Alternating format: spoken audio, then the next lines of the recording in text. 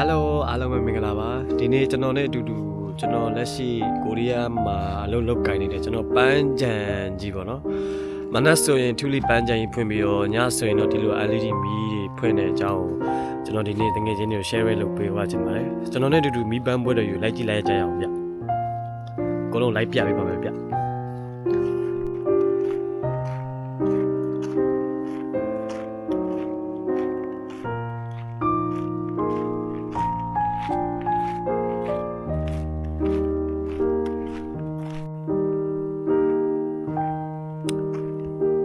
ဒီ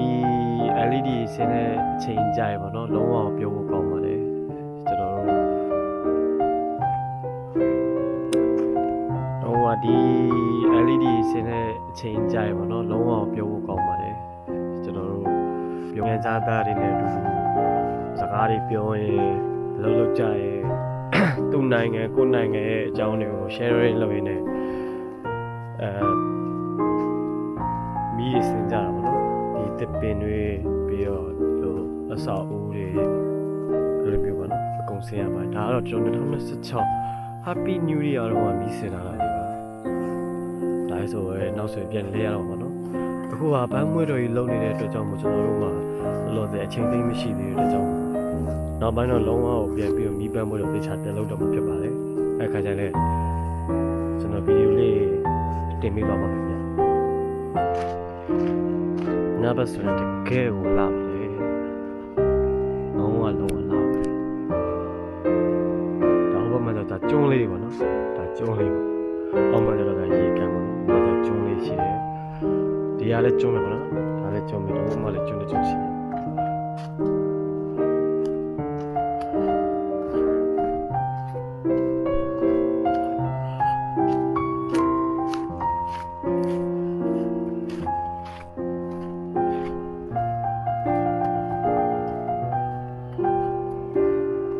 ကျွန်တော်တို့ကမနက်ဆိုရင်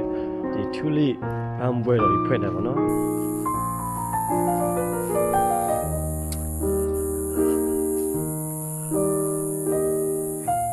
လုံးဝတကယ်ကိုလာပါတယ်ဒီဟာကြီးစင်တော့ကလည်းကျွန်တော်စင်တာပေါ့နော်ဒီခြေတော့နဲ့ဒီခန္ဓာကိုယ်ပိုင်းတော့ကျွန်တော်တို့စင်တာကြတာပေါ့နော်ကျွန်တော်ရဲ့ဒီကဒီပေါ်ကောင်းပါလေ2ယောက်2ယောက်ထင်တယ်ဗျ2ယောက်ရေစင်ကြတာပေါ့နော်ဒီခေါင်းပိုင်းကျတော့လုံးဝဘလို့တက်မှမသိတော့လေကိုယ်ကပထမဆုံးစစင်တာဆိုတော့အဲ့ဒီကနေပေါ်ကစီနီယာတယောက်ပဲတက်ပြီးစင်သွားရပေါ့လုံးဝမိုက်ပါလေကြည့်လို့လည်းလှပါလေ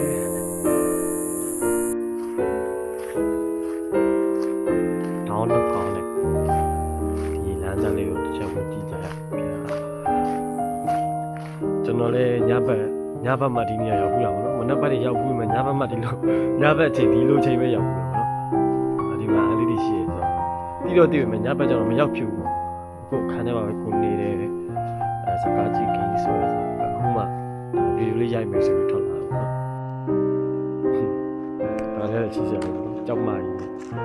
စက်သားပေါက်လေးနဲ့ပေါ့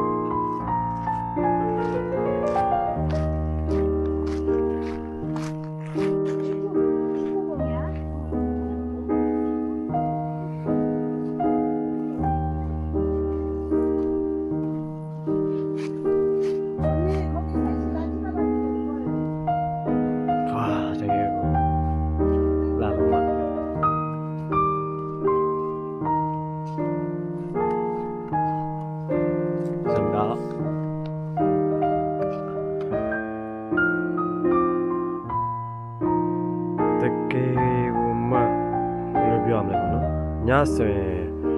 ညတစ်မျိုးလှတဲ့ဒီမီးပန်းပွဲတော့ပေါ့နော်